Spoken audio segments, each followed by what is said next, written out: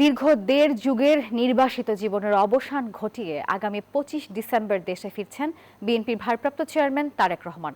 দেশে ফেরার পর তার নিরাপত্তা নিশ্চিত করার প্রথম দায়িত্ব সরকারের, আর তারপর দলের।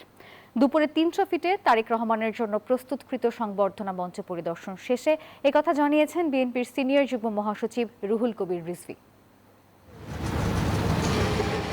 দলের ভারপ্রাপ্ত চেয়ারম্যানের ঐতিহাসিক প্রত্যাবর্তন কেন্দ্র করে বিএনপির নেতাকর্মীদের মাঝে বইছে আনন্দের জোয়ার।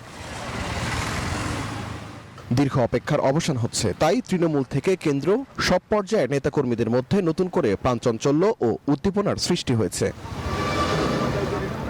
সংবর্ধনা মঞ্চের প্রস্তুতি কার্যক্রম পরিদর্শনে যান বিএনপির সিনিয়র যুগ্ম মহাসচিব রুহুল কবির রিজভী। বলেন, তারেক রহমান দেশে ফেরার পর তার নিরাপত্তা নিশ্চিত করার প্রথম দায়িত্ব সরকারের। অন্যান্য যে প্রস্তুতি সেগুলো সম্পন্ন হওয়ার পথে, চূড়ান্ত হওয়ার পথে তাকে যে সতর্কতা এবং তার যে নিরাপত্তা সেটা বিধান করার দায়িত্ব প্রথমত সরকারের, তারপর দল সে বিষয়ে পদক্ষেপ গ্রহণ করছেন। সংবর্ধনা অনুষ্ঠানে অংশ নিতে আগেভাগেই দেশের বিভিন্ন জেলা থেকে ইতোমধ্যে ঢাকা এসেছেন দলের সমর্থকরা। তাদের অনেকেই যান সংবর্ধনা মঞ্চের প্রস্তুতি দেখতে, জানান তাদের প্রত্যাশার কথা।